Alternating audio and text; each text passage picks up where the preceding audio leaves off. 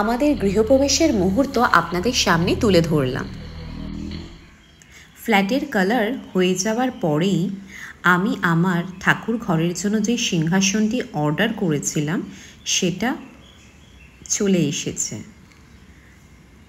আমার ব্যক্তিগতভাবে এটি ভীষণ আমার পছন্দ হয়েছে, মানে মনের মতোভাবে আমাকে দোকানদার করে দিয়েছিল।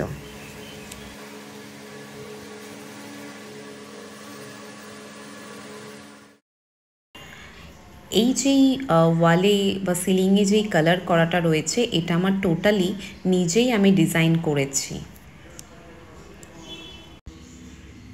ছোটোবেলায় আমি আঁকতে ভীষণ ভালোবাসতাম, কিন্তু ক্লাস 9-এর পর থেকে আর সেরকমভাবে আমার পেন্টিং করা হয়নি। তো ফ্ল্যাটের এই রুমে ওয়ালে, সিলিংয়ে আর একটা আলমিরাতেও আমি নিজেই পেন্ট করে ফেললাম। ইন্টেরিয়ারের কাজ এখনও পর্যন্ত শেষ হয়নি, কিন্তু পুজো করার মতো যতটুকু মানে কাজ করানো দরকার একটা গৃহপ্রবেশের জন্য ততটুকু কাজ মোটামুটিভাবে করিয়ে নিয়েছিলাম। ফ্ল্যাটের জন্য আমি যেই লাইটগুলো কিনেছিলাম সেগুলি এখন আপনাদেরকে দেখাই চলুন। ইদানিং এই ফেদার লাইটগুলো চারিদিকে দেখা যাচ্ছে, আমার খুবই ভালো লেগেছিল, তাই জন্য আমি দুটো নিয়ে নিলাম। আর খুবই শখ ছিল যে ঘরে একটা ঝাড় লাগাবার, তাই জন্য একটা ঝাড়ও আমি কিনে নিয়েছিলাম। যারা লাগিয়েছিল তারা খুব ভালো মতোভাবে কাজ করেছিল, খুবই যত্ন সহকারে লাইটগুলো আমার লাগিয়ে দিয়েছিল। এটা আমার আর একটা ছোটো ঝাড়বাতি। এখানে 3-4টে ধরনের কালারের লাইট রয়েছে। এখন তো অনেক ধরনের স্পটলাইট বেরিয়েছে, এটা দেখুন চারদিকে আলোটা কিন্তু স্প্রেড করছে। এখানে দেখুন আমি একটা সিঙ্গেল স্পটলাইট লাগিয়েছি, আর এই ওয়ালে দুটো লণ্ঠনের মতো লাইট লাগিয়েছি, আর একটা আমি বোতল শেপের একটা লাইট লাগিয়েছি। ঠাকুরমশাই আমাকে পুজোর জন্য ফর্দ দিয়ে গেছিল, তো সেটা আমি আনতে আমি দশকর্মা ভাণ্ডারে গিয়েছিলাম। দশকর্মা ভাণ্ডারে বাজার করতে গিয়ে আমার এক নতুন অভিজ্ঞতা হলো, কারণ এর আগে আমি কখনোই পুজোর জন্য বাজার করিনি। পুজোর দিন আমি আমার সিংহাসনের মধ্যে আমার ঠাকুরগুলোকে বসিয়ে দিলাম, সুন্দর করে সাজিয়ে একটুখানি হালকা হলাম। এটা আমার বাবার ফটো। আজকে আমার বাবা আমাদের মধ্যে থাকলে খুবই আনন্দিত হতাম। আর বেশিক্ষণ সময় নেই, খুবই শীঘ্রই ঠাকুরমশাই চলে আসবে, তাই জন্য একটুখানি নিচে রেডি হয়ে তারপরে দরজার মেন ডোর, মন্দিরের দরজা সমস্ত কিছু আমি সাজিয়ে ফেলছিলাম কদম ফুল দিয়ে। তারপরে আম পাতার একটি তোরণ, সেটা বাজার থেকে আনা হয়েছিল, কারণ যেই টাটকা যেই গাছগুলো আনা হবে, যেরকম বেল পাতা, তুলসী পাতা, তারপরে কলা পাতা, এগুলো তো সব মানে দিনের দিনেই আনতে হয়েছিল, কারণ আগের দিনকে আনলে সেগুলি শুকিয়ে যাওয়ার ভয় ছিল।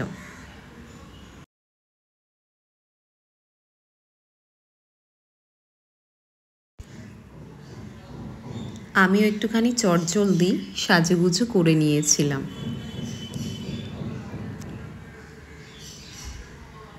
আর একটুখানি মেন ডোরের চৌকাঠে আর আমার মন্দিরের চৌকাঠে একটুখানি আলপনা দিয়ে দিয়েছিলাম। মোটামুটি সাজানো আমার কমপ্লিট ছিল, কিন্তু এই যে দশকর্মার জিনিস যে কিভাবে বের করে সাজাতে হয় এটা আমার জানা ছিল না। তো আমি ঠাকুরমশাই আসার জন্যই আমি অপেক্ষা করছিলাম। ইতিমধ্যে গোপাল এই কলা গাছগুলো মেন ডোরে লাগিয়ে দিল।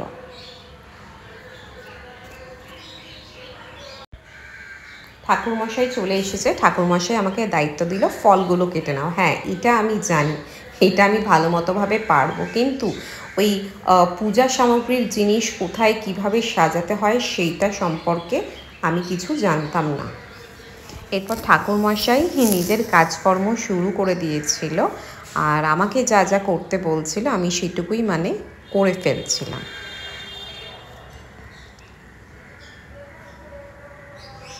আমাকে বলল যে দুটো ঘট ভালো মতোভাবে ঠিক করে দরজার দুই পাশে বসিয়ে দিতে। তারপর কলা পাতায় আম পাতায় সিঁদুর লাগিয়ে দিতে বলল। গোছানো কমপ্লিট হয়ে যাওয়ার পর ঠাকুরমশাই পুজোয় বসে পড়ল। অরিজিৎকে 108টা বেলপাতা সাইড করে রাখার কাজ দিয়েছিল ঠাকুরমশাই।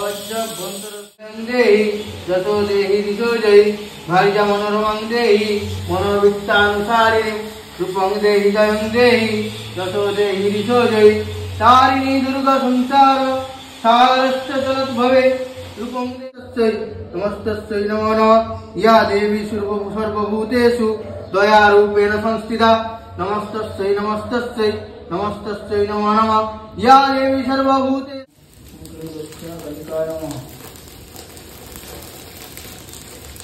ओम क्लीं दक्षिणाकालिकाय नमः ओम क्लीं दक्षिणाकालिकाय नमः ओम क्लीं दक्षिणाकालिकाय नमः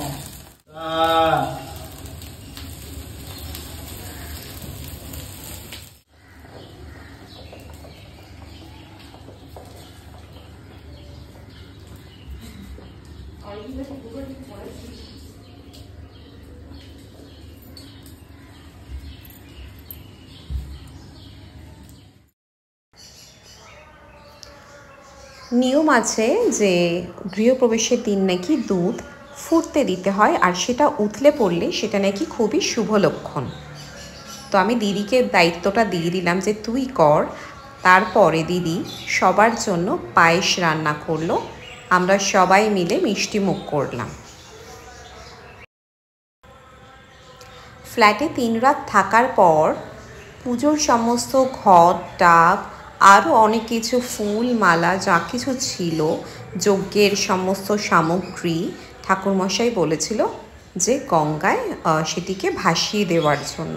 তাই জন্য আমি আর অরিজিৎ আমরা বাবুঘাটে চলে গেলাম। বাবুঘাটে গিয়ে সেগুলি আমি জলেতে ভাসিয়ে দিলাম। লক্ষ্মী গণেশেরও পুজো করেছিলাম।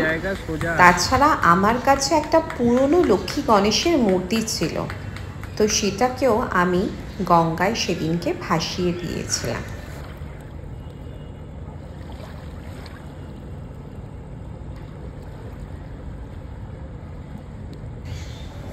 এরপর আমরা দুজনে বাড়ি ফিরলাম।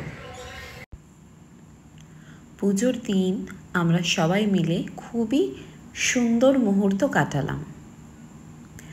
আচ্ছা, ফ্ল্যাটের দিনের সমস্ত ছবি তো আপনাদেরকে আমি দেখালামই, তাহলে চলুন রাতের সময় আমার রুম কীরকম লাগে দেখতে সেটা আপনাদের সাথে শেয়ার করব।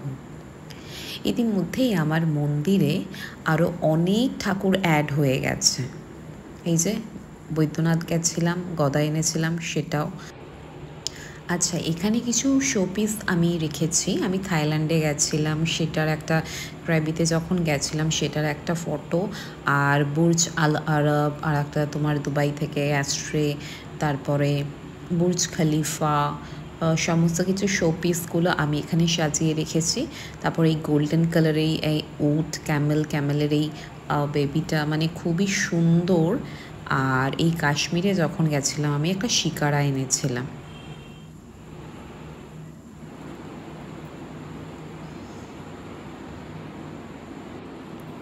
ফ্ল্যাটের এখনও অনেক কাজ বাকি রয়েছে, আমি কোনো ফার্নিচার নিইনি এখনও অবধি।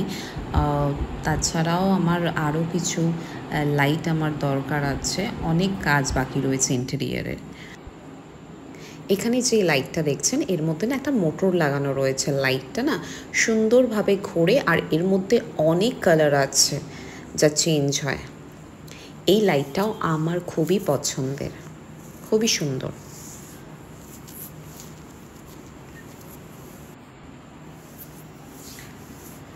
বোতল লাইটটার নিচে আমি একটা মিরর লাইট লাগিয়েছি।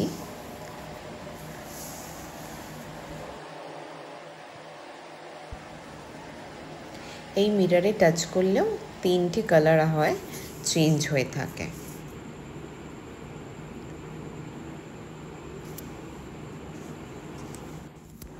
যেই ছোটো ঝাড়ের কথা বলেছিলাম, তো সেটার মধ্যেও 3টে কালার চেঞ্জ হয়, কিন্তু আমার এই পিঙ্ক কালারটা আমার সব থেকে বেশি ফেভারিট।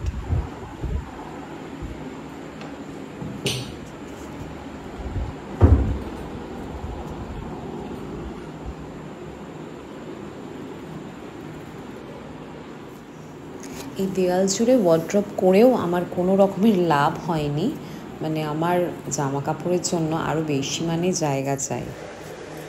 আর এগুলি হলো আমার সমস্ত সঙ্গী, আমার রুমমেট। এই সারেগামা কারভাটা আমি মাকে গিফট করেছিলাম পুজোর সময়। মা বলল এখন তোর কাছেই রাখ।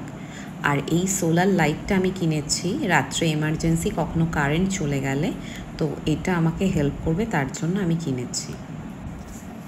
আপনাদের ভিডিওটি কেমন লাগলো সবাই কিন্তু কমেন্ট করে জানাবেন। তাহলে নেক্সট ভিডিওতে আবার দেখা হবে। সবাই সুস্থ থাকবেন, ভালো থাকবেন।